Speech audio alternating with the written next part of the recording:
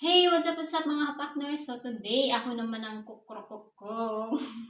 Magluluto ako ng merienda. Merienda? Ano? Saging. Saging ulit.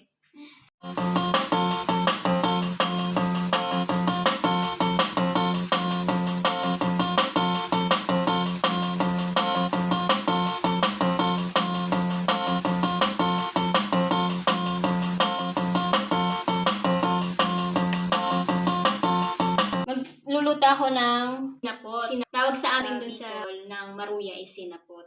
Di ba sa Manila is maruya? Sa amin naman sinapot. So, ito. Tara, sama niyo akong magluto.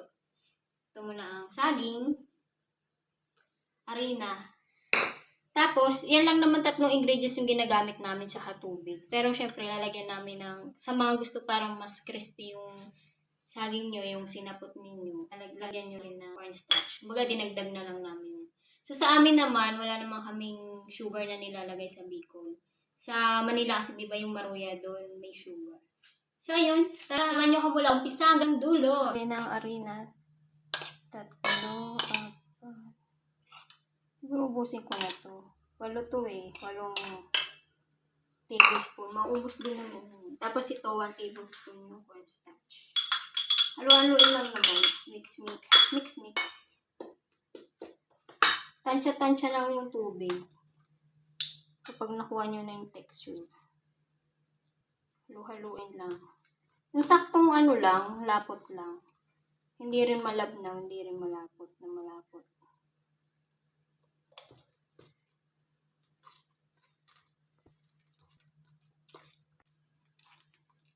Ayan. Dagdag pa ako lang.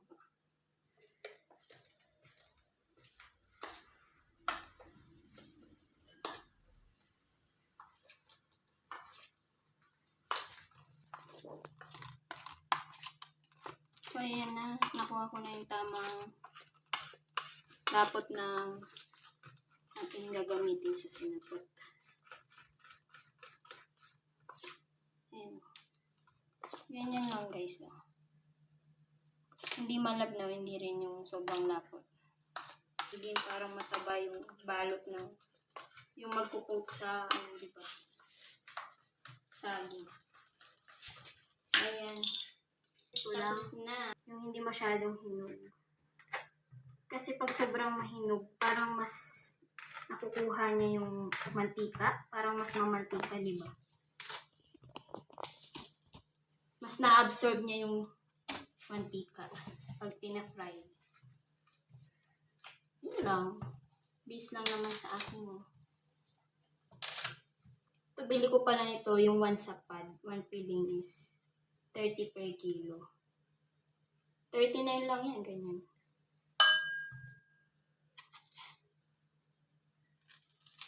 Ganito lang guys. Diba? Pahatiin lang.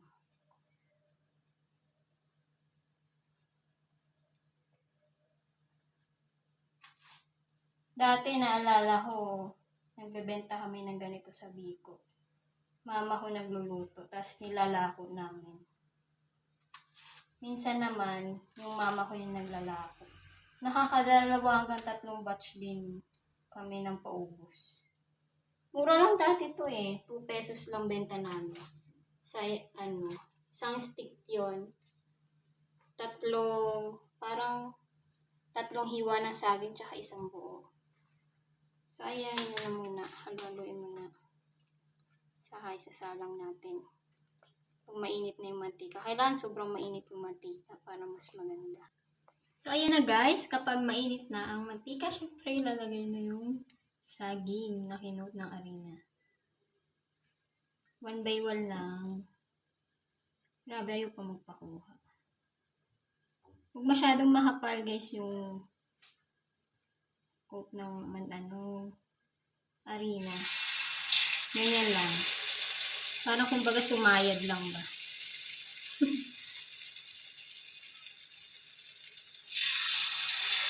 Mga nagtataka kayo, walang asukal. Sa amin kasi talaga sa Bicol, di kami naglalagay talaga ng asukal.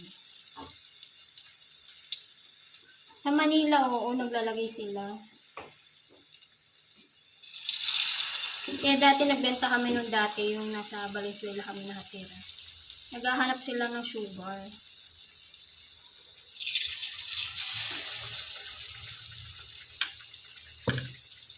Naghahanap sila ng sugar kasi nga, nagtataka sila bakit walang sugar tong sinapot namin. Hindi kasi kami naglalagay sa amin. Pero syempre, dahil nagre-request sila, binibigyan na lang namin ng sugar.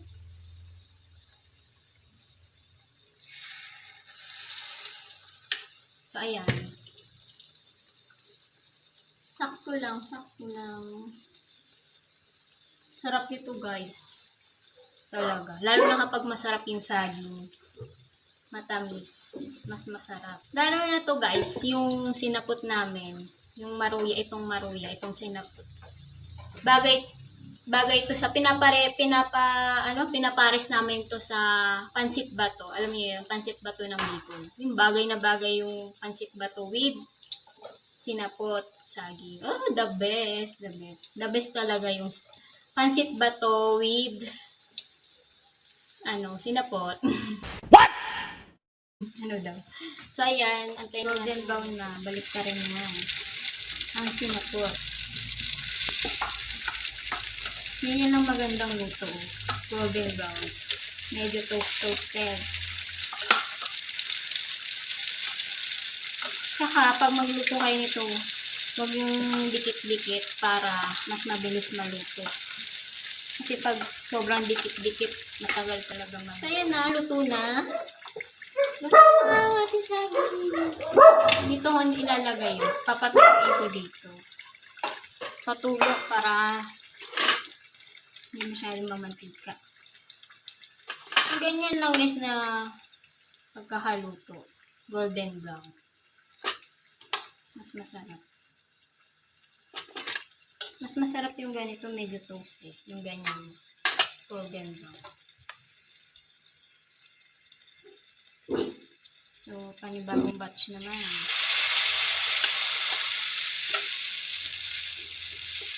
Luto na. Grabe, naglalaway na ako. Masarap nito.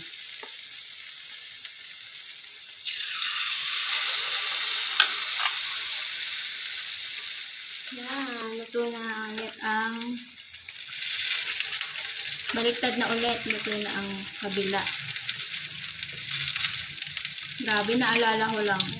Yung wandong pa kami sa Bicol. Isa to sa bumungay sa amin. Yung pagtitinda namin ng sinapot. Nilalako lang namin dati. Ito lang yung binibenta namin dati. Hindi kami nagbenta ng ibang luto ng saging.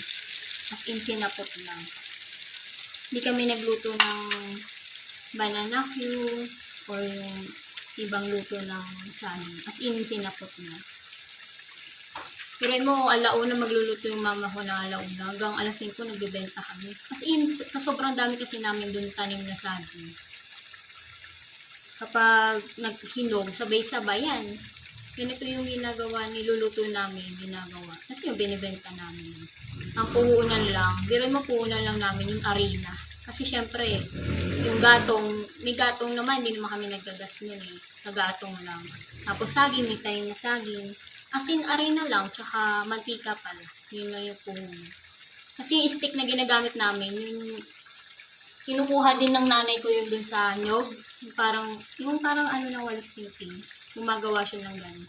Pero malinis yun, yung galing pa sa ano lang yung mga kinukuha niya dun sa tukad. Tukad tawag dun sa amin, yung parang bundok. Sa likod ng bahay namin. So, yun lang, share ko lang. Kaya sa sobrang daming saging eh, naisipan ng nanay ko yung ulam, diba? Ipares sa corned beef, diba? Paborito. Kaya talagang sobrang naging paborito ko yung itong saging. Talagang sobrang sarap. Kahit saging araw-araw almusal ko, merienda, hindi ako magsasawa sa saging. Talagang the best. Kahit puro saging lang hain mo sa akin, goods ako dyan. Saging, kamoteng kahoy, ganyan. Tsaka madami din naman kami ibang binenta doon, bukod dito sa saging. Kamote. Pero kamote, yung hilaw na kamote. Hindi kami nagbibenta ng luto. Another batch, again. Sobrang bilis lang naman ito guys nito, yun eh, diba? Siguro naman nakaluto naman na kayo nito sa bahay nyo.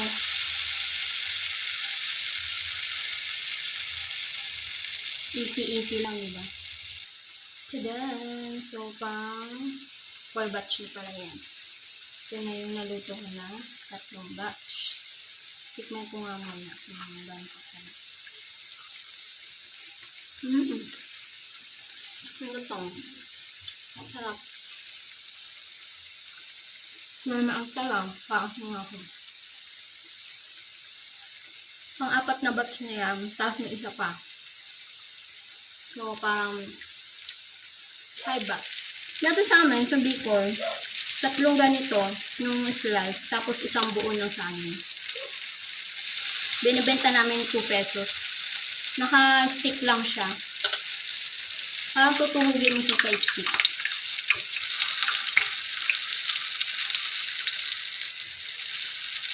Yung style ng pagbenta doon. 2 pesos, 3 slice, hati, tapos 1 buo. Ang sarap yun ang batch. Balik ta rin lang na. Sa wakas, tapos na rin. Mga talsik. Baka ko na ito. Ito na lang. So, ayan, si Kapakners Ikes pala. First time niya lang makatikim ng ganito. Yung sinapot. Kasi usually, ang natikman niya dati, maruya. Yung lutong, di ba yung pinagsasama-sama, yung parang 3 saging, 4 na saging pinagpapato-pato sa ano. Ay, hindi naman siya as in patong, parang dikit-dikit, di ba? Tapos, sinamahan ng arena. Tapos, pag naluto, di ba, bubudburan ng sukal, yun. Yun yung natikman niya dati, hindi pa niya ako nakilala. First time niya lang makatikim ng ganito. Sinapot. Sabi nga, hindi naman siya mahilig, di ba, sa saging. Hindi talaga siya mahilig sa saging, sa kalaki ng saging. Pero yung natikman niya to, yun, the best daw. Sarap na siya. Ang ano lang niya, turo, yun, yung kinakain niya lang sa ano. Ayaw niya nung banana ko yun. Turo niya. Pero hindi rin yung sabihin yung madami. Ito, ang dami niya nakakain. Kaya yung umusin ko yung isang sapad pag niluto. Kanya. Siya lang. The best daw. Kaya, yun lang naman. The best talaga. Kaya, try nyo na. Lutuin ang sinapot. Sinapot ng Bicol. Pero mas the best kung may pansit bato. Yung bagong lutong pansit bato. Tapos ganito. Pagkakain kayo sa Bicol, ganun. Ganun yung mga iyahain sa inyo. Or kakain kayo sa labas, sa mga karinderya, diba? Turo-turo. Ay, oo, karinderya. Matik na yon pag kumain kayo ng pansit bato with sinapot na yon. Yun yung pair talaga, best pair sa sinapot. Yun lang naman. Share ko lang naman. Ay, ito na. Na-toasted na. Plating. Diba, maganda yung ganyan, no? Sakto lang. Saktong arena lang. Tapos, golden brown lang luto. Tayo ng apoy. Plating na.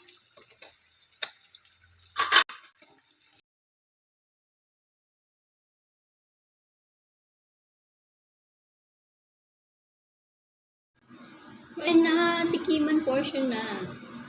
Tikiman mo na, Kapakners Ikes. Nahagatan niya na. Ano? Crispy ba? Sarap. Favorite with benefit. Yung si Teki pa. No text. Sarap, di ba? Di ba first time mo lang makatikim din? Ay, yung paborito niya. Kaya niya ubusin ito. Sama si tequila. Yung isang sapad. Kahit di siya mahilig sa saging. Wala kasing asukal. Dito sa Manila, maraming asukal. Maasukal yung mga, maruya. And daw mahilig sa matamis. Tsaka di ba hindi yun hiwa-hiwalay? Parang dikit-dikit. Dikit-dikit. Kaya parang hindi siya nagiging crispy, di ba? Ayan, pang 1 by 1 yung saging crispy. Saka masarap. Kasi yung tamis, natural lang. Natural, hindi nanggagaling sa, yung tamis hindi nanggagaling sa asukal. Kaya gawin nyo na sa bahay nyo. So, napakamura lang, bili ko lang yung isang sapad nito, 39 pesos. Tapos ilan lang naman yung arena, siguro 1/4. Sobra pa yun. Tapos mantika. Yung mantika parang 1 cup lang. Sobra pa nga eh. Wow, sarap teki. Aptegi, Ayan, ito yung pinaka-favorite namin lutuin sa saging. Sinapot. ano na pag mainit. Masarap. Oo. Kanina ko pa niluto pang ilang batch yun. Masarap yan sa tea. Tea. Tsaka di ba bagay sa pansit ba? Kaso O, pansit. wala pang kaming pansit O na kaya dito sa mga kahit anong pansit. Oo. Pag may pansit bato pag mayroon na kaming pansit bato, luluto ulit ako ng ganito. Para pakita ko bagay na bagay. Anong score mo? Sarap, di ba? Hindi nga siya makamove on eh. Tinarok. Sa tuwing magbibili akong saging, ito yung gusto niya nga lutuin. Lutuin. Daw o makain ng paluto. saba. Daw mahilig si saging. Oo. Pag saba lang, pag yung laga lang na saging, yun. Ako lang kumakain. Siya, isa, dalawa lang nakakain niya. Si Tiki lang, si Tequila yung kasama ko kumain ng saging na saba. Kasi paborito niya din yun saging na saba. Laga. Tequila, sarap ba? Try nyo na Tequila. ito sa bahay nyo, guys. Sa mga hindi pa subscribe na. Oo. Sa mga di pa nag-like na kayo. Sa mga gusto nyo pa paluto sa akin, comment down below lang. Sa mga Try nakasubscribe ko na, lutuin. thank you very much. At sa mga nanood mo lang isa hanggang dulo, thank you very much. Yes. Nakarating kayo dito sa dulo na to. Kaya lutuin nyo na to sa bahay ninyo kasi masarap. Masarap daw. Mura pa. Oo, wala pang 100 pero ang dami na. Marami nang kakain ito. Mabigat pa sa tiyan. Ang dami na Di ba? Sobrang dami na. Hindi na nga namin ito maubos eh. Baka bukas Pag na may yung iba. tira, pwede nyo yan initin sa air fryer kung may air fryer kayo. Bukas na yung iba. Para maging crispy ulit. Niluto ko na lahat para isang luto na. Kasi ganun din naman. Initin na lang bukas. Kaya, hanggang sa muli. Hanggang sa muling video namin na i-share. Bye-bye!